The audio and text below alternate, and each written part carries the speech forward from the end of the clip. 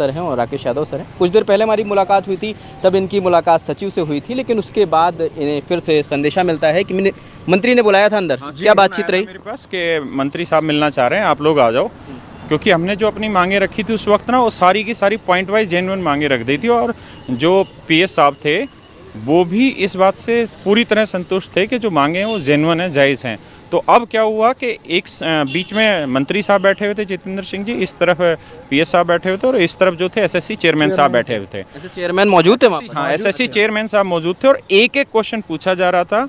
और जितेंद्र सिंह जी की कमाल की बात है कि लगभग 1.5-2 घंटे मीटिंग चली है, और 2 घंटे मैं तो हरियाणा से आता हूँ, तो मेरी तो आवाज़ भी तेज़ है।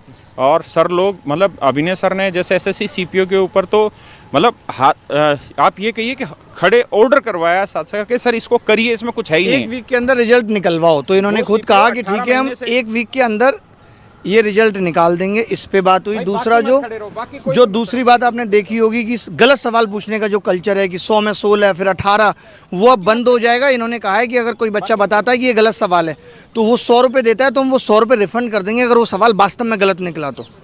यानी अब ऐसा हो गया है कि अब ये गलत सवाल खुद से ही नहीं पूछेंगे। तो ये एक चीज़ हुई। दूसरा, इन्होंने कहा है कि हम इंफ्रास्ट्रक्चर पूरी कोशिश कर रहे हैं सुधार दें।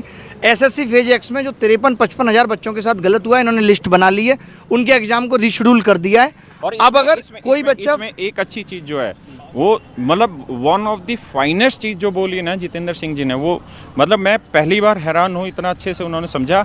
हमने ये कहा कि 5 लाख बच्चे अपीयर हुए सिलेक्शन फेज़ के एग्ज़ाम में, जो चेयरमैन साहब ने कहा कि हाँ 5 लाख के आसपास बच्चे अपीयर हुए।